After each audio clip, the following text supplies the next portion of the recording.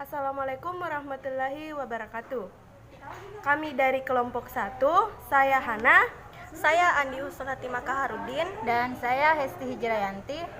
Adapun pembuatan video kali ini adalah pemenuhan dari tugas mata kuliah Bahasa Indonesia di mana materi akan kami bawakan dalam video ini yaitu mengenai PUEB atau Pedoman Umum Ejaan Bahasa Indonesia.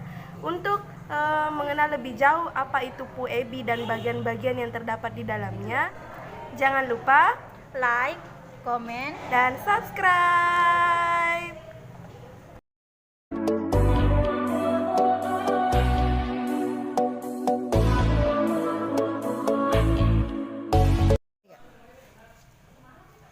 Metodologi pembelajaran. Tanpa mengurangi kesopanan dan kemakmuran, kita harus kesopanan heokina dalam bahasa Indonesia benar kesopanan. kesopanan kasihna Kesopanan. kesopanan Kesopanan. pakai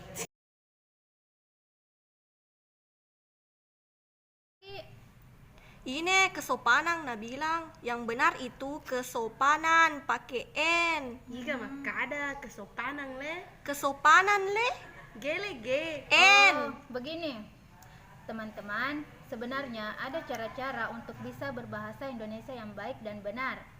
maksudnya Begini, semua itu sudah ada dalam PUEB, Pedoman Umum Ejaan Bahasa Indonesia. apa itu dibilang Mau tahu? ya. Aha. Baik, di sini saya akan menjelaskan materi kami. Yang pertama yaitu tentang pemakaian huruf dalam bahasa tulis sesuai dengan PUEB atau Pedoman Umum Ejaan Bahasa Indonesia. Poin pertama yaitu huruf abjad, di mana huruf yang termasuk dalam huruf abjad yaitu huruf A sampai Z. Semuanya berjumlah 26 huruf. Yang poin kedua yaitu huruf vokal, di mana huruf vokal adalah suara dalam yang diciri khaskan dengan pita suara terbuka. Ada 5 huruf yang termasuk dalam huruf vokal yaitu A, I, U, E, dan O. Adapun contohnya, saya ambil huruf A. Yang pertama adalah api, huruf vokalnya ada di awal. Yang kedua, padi, huruf vokalnya ada di tengah. Dan lusa, huruf vokalnya ada di akhir. Poin ketiga yaitu huruf konsonan, di mana huruf konsonan adalah huruf mati atau lebih jelasnya semua huruf alfabet kecuali huruf vokal A, I, U, E, dan O.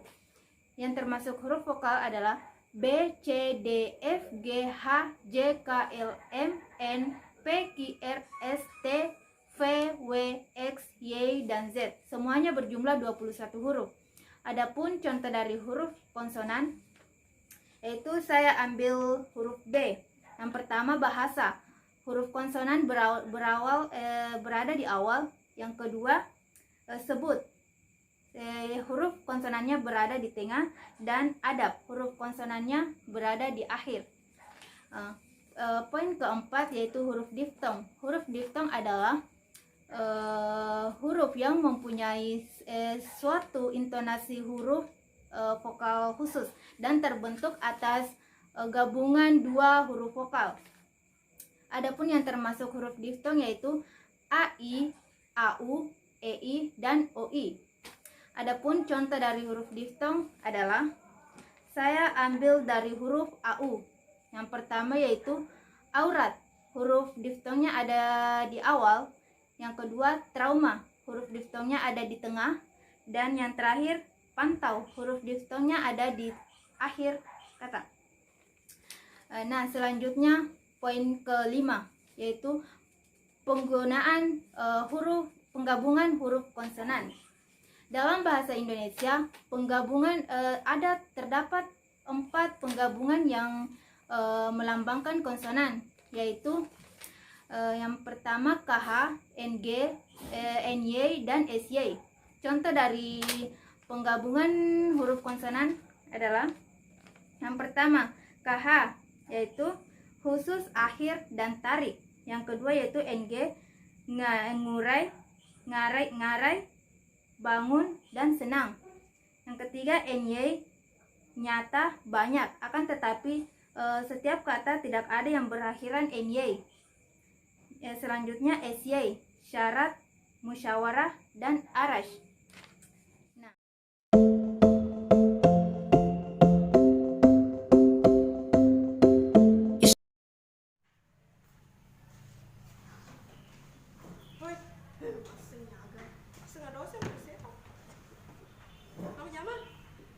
Belajar ke cara penulisan kata. Elah sih, Pak Guru tua he. Teman-teman, kali ini saya akan menjelaskan tentang penulisan kata berdasarkan Pedoman Umum Ejaan Bahasa Indonesia atau PUEB. Terdapat beberapa macam penulisan kata berdasarkan PUEB itu sendiri, yaitu yang pertama, kata dasar. Kata dasar adalah kata yang tidak mempunyai tambahan apapun. Contohnya adalah bangun, makan, dan tidur. Kemudian yang kedua adalah kata turunan. Kata turunan terdiri dari beberapa macam, yaitu yang pertama adalah imbuhan. Imbuhan terdiri dari awalan, sisipan, dan akhiran. Kata ulang ialah kata yang diulang-ulang. Misalnya kata dasar anak, kemudian diulang menjadi anak-anak dengan menggunakan tanda hubung. Kemudian gantiku, kau, mu, dan nya, tah yang mengikutinya. Ku, mu, dan nya ditulis serangkai dengan kata yang mendahulunya. Misalnya, apa yang kumiliki boleh kau ambil. Kemudian kata depan di, ke, dan dari. Kata depan di, ke, dan dari ditulis terpisah dari kata yang mengikutinya, kecuali di dalam. Misalnya, contoh kalimatnya, kain itu terletak di dalam lemari. Kemudian kata si dan sang. Kata si dan sang ditulis terpisah dari kata yang mengikutinya. Misalnya, harimau itu marah sekali kepada sang kancil. Kemudian penulisan kata yang terakhir berdasarkan PUEB yaitu singkatan dan akronim. Singkatan ialah adalah bentuk kata yang dipendekkan yang terdiri atas satu huruf ataupun lebih. Singkatan itu terbagi lagi menjadi beberapa macam, yaitu yang pertama singkatan nama orang, jabatan, gelar, ataupun diikuti dengan tanda titik. Misalnya AS Kramawijaya, Muhammad titik Yamin, dan Suman HS. Kemudian singkatan nama resmi lembaga pemerintah atau ketatanegaraan badan atau organisasi. Misalnya DPR, Dewan Perwakilan Rakyat. Kemudian yang ketiga, singkatan umum yang terdiri atas 3 huruf atau lebih diikuti dengan satu tanda titik. Misalnya DLL yang artinya itu dan lain-lain. Kemudian lambang kimia. Lambang kimia singkatan satuan ukur, takaran, timbangan, dan mata uang tidak boleh diikuti dengan tanda titik. Misalnya CU. Demikianlah penjelasan dari saya. Remember when I told you no matter where I go, I'll never leave your side. Mesti, aku tahu caranya penulisan tanda baca sama kata serapan. mak, ya aku tahu, udah tuh kisah nih. Ahem. Bisa nggak? Ya dong. Aku rafale. Yuk. Oke.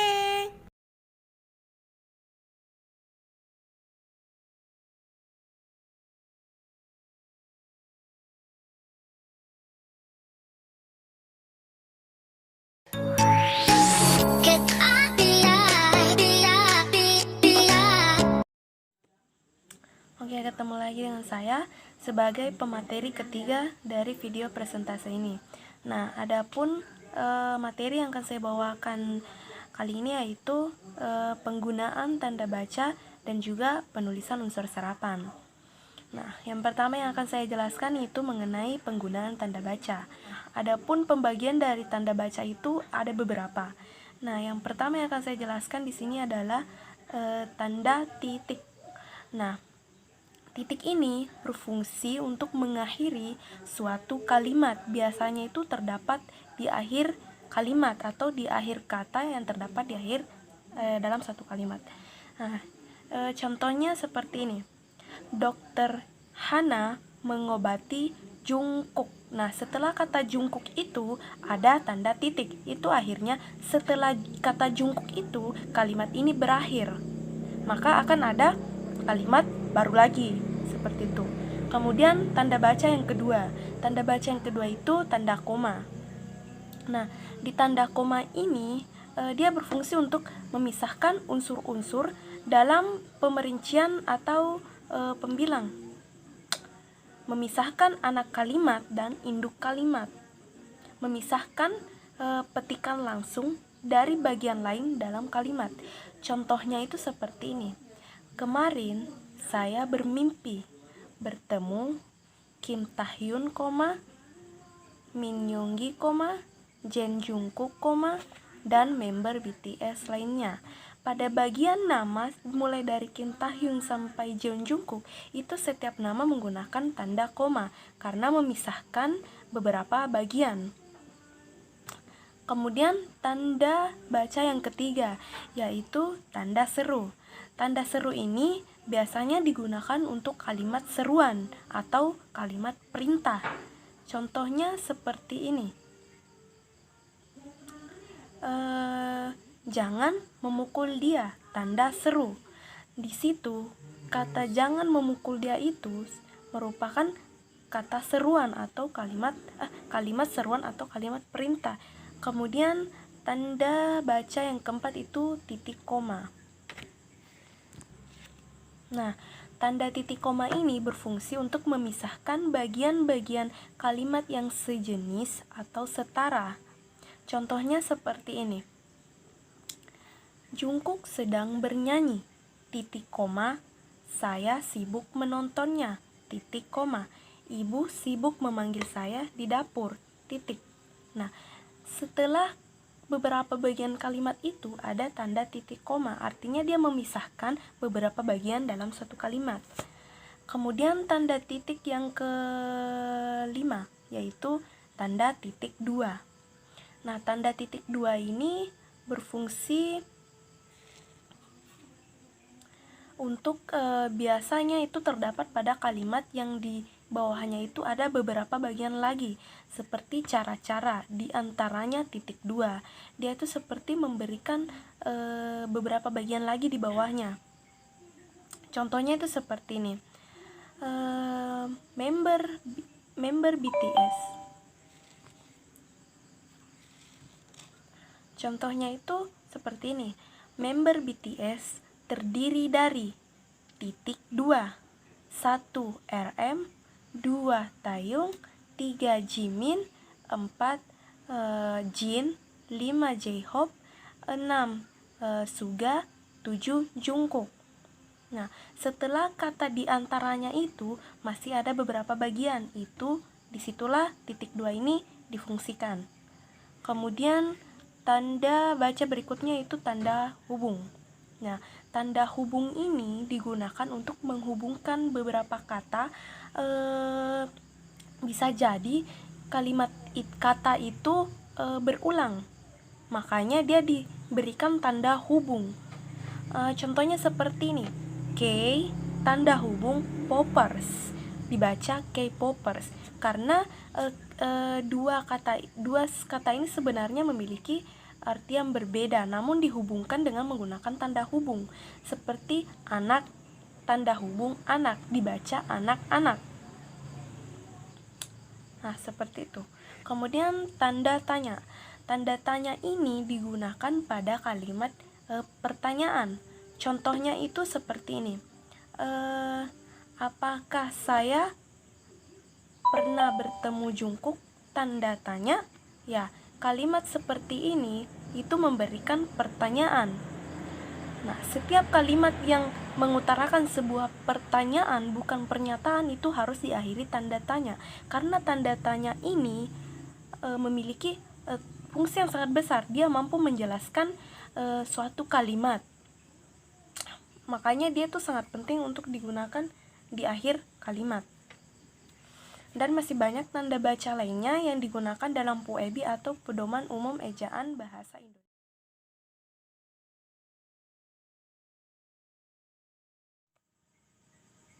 Kali ini saya akan membahas mengenai materi yang kedua, yaitu penulisan unsur serapan. Di dalam PUEB atau Pedoman Umum Ejaan Bahasa Indonesia itu sendiri, ada yang namanya penulisan unsur serapan, yaitu bahasa Indonesia yang digunakan itu merupakan bahasa yang diserap dari berbagai bahasa, misalnya bahasa asing, Sanskerta, Arab, Portugis, Belanda, atau bahasa-bahasa lain yang diserap kemudian melekat dalam bahasa Indonesia. Nah, dilihat dari taraf penyerapannya ini, ada 3 macam kata serapan. Yang pertama itu kata asing yang sudah diserap secara keseluruhan atau sepenuhnya ke dalam bahasa Indonesia. Contohnya, sirsak, iklan, perlu, hadir, badan, waktu, dan sebagainya. Kemudian kata asing yang dipertahankan karena sifat keinternasionalannya, penulisan dan pengucapannya itu masih mengikut kepada bahasa asing tersebut. Contohnya seperti ini, shock art, budding art, chip, server, web, Linux, Word, Gigabit, dan yang lain-lain. Kemudian yang ketiga yaitu kata asing yang berfungsi untuk memperkaya peristilahan. Misalnya, komputer. Dalam bahasa Inggris itu tulisannya computer, tapi kita menyebutnya sebagai komputer. Nah, kalkulasi, bahasa Inggris itu calculation. Matematika, mathematic. Infiltrasi, infiltratio, dan bahasa-bahasa lain atau kata-kata yang lain yang sudah diserap dalam bahasa Indonesia itu sendiri. Mungkin ini materi yang bisa saya bawakan mulai dari penggunaan tanda baca dan juga penulisan unsur serapan.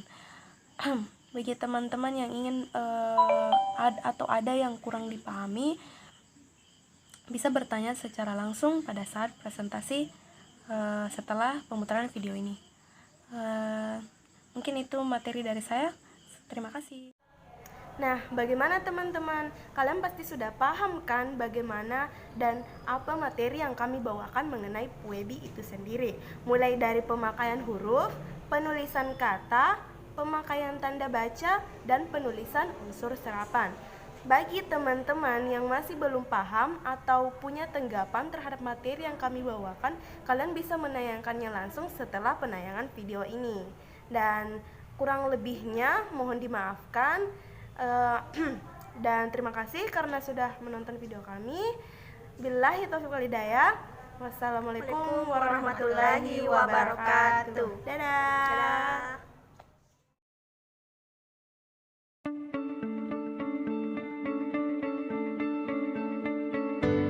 너는 내 삶에 다시 뜬 햇빛 어린 시절 내 꿈들의 재림 모르겠어 이 감정이 뭐